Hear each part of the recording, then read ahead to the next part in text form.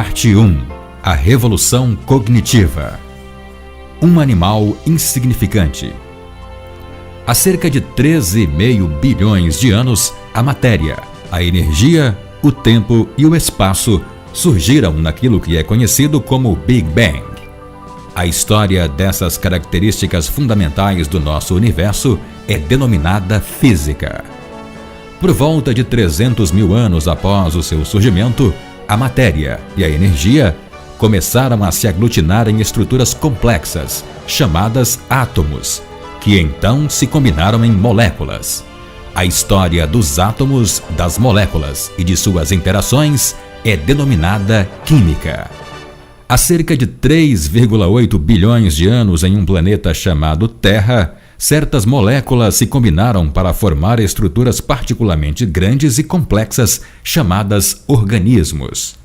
A história dos organismos é denominada biologia. Há cerca de 70 mil anos, os organismos pertencentes à espécie Homo sapiens começaram a formar estruturas ainda mais elaboradas chamadas culturas. O desenvolvimento subsequente dessas culturas humanas é denominada história. 3 importantes revoluções definiram o curso da história. A Revolução Cognitiva deu início à própria história, há cerca de 70 mil anos.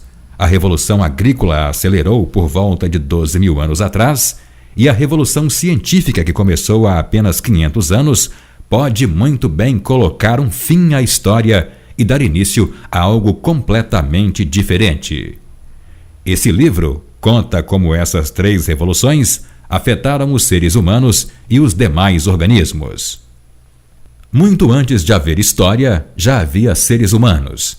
Animais bastante similares aos humanos modernos surgiram por volta de 2,5 milhões de anos atrás. Mas por incontáveis gerações, eles não se destacaram da miríade de outros organismos com os quais partilhavam o seu habitat. Em um passeio pela África Oriental de 2 milhões de anos atrás, você poderia muito bem observar certas características humanas bem familiares. Mães ansiosas acariciando seus bebês e bandos de crianças despreocupadas brincando na lama. Jovens temperamentais rebelando-se contra as regras da sociedade e idosos cansados que só queriam ficar em paz. Machos orgulhosos, tentando impressionar as beldades locais e velhas matriarcas sábias que já tinham visto de tudo. Esses humanos arcaicos amavam, brincavam, formavam laços fortes de amizade e competiam por status e poder. Mas os chimpanzés, os babuínos e os elefantes também. Não havia nada de especial nos humanos. Ninguém, muito menos eles próprios, tinha qualquer suspeita de que seus descendentes um dia viajariam à Lua, dividiriam o átomo, mapeariam o código genético e escreveriam livros de história. A coisa mais importante a saber acerca dos humanos pré-históricos é que eles eram animais insignificantes, cujo impacto sobre o ambiente não era maior do que o de gorilas, vagalumes ou águas-vivas. Os biólogos classificariam os organismos em espécies. Consideraram que os animais pertencem a uma mesma espécie se eles tendem a acasalar uns com os outros, gerando descendentes férteis. Cavalos e jumentos têm um ancestral recente em comum e partilham muitos traços físicos, mas demonstram pouco interesse sexual uns pelos outros. Acasalam entre si se forem induzidos a isso. Entretanto, seus descendentes, chamados mulas, são estéreis. Mutações no DNA dos jumentos podem nunca ter passado para os cavalos, e vice-versa. Os 2 tipos de animais são consequentemente considerados 2 espécies diferentes, trilhando caminhos evolucionários distintos. Já um bulldog e um spaniel podem ser muito diferentes em aparência, mas são membros da mesma espécie, partilhando a mesma informação de DNA. Acasalam entre si alegremente e seus filhotes, ao crescer, cruzam com outros cachorros e geram mais filhotes.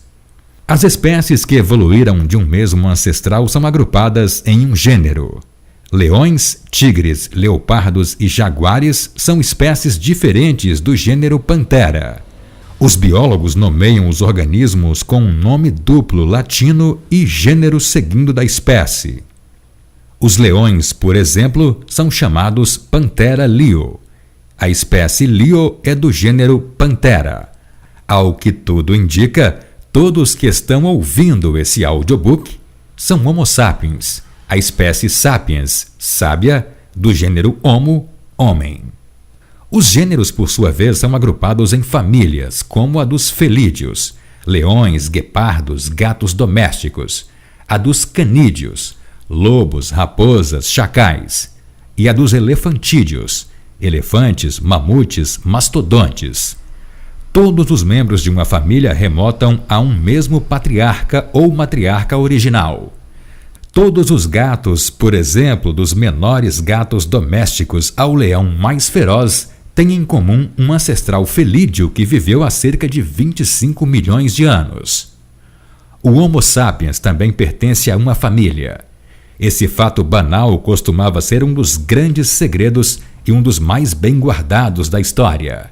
Durante muito tempo, o Homo sapiens preferiu conhecer a si mesmo como separado dos animais, um órfão destituído de família, carente de primos ou irmãos e que é mais importante sem pai nem mãe. Mas isso simplesmente não é verdade. Gostemos ou não, somos membros de uma família grande e particularmente ruidosa, chamada grandes primatas. Nossos parentes vivos mais próximos incluem os chimpanzés, os gorilas e os orangotangos. Os chimpanzés são os mais próximos. Há cerca de 6 milhões de anos atrás, uma mesma fêmea primata teve 2 filhas. Uma delas tornou-se a ancestral de todos os chimpanzés e a outra a nossa avó. No próximo post, capítulo O Esqueleto no Armário.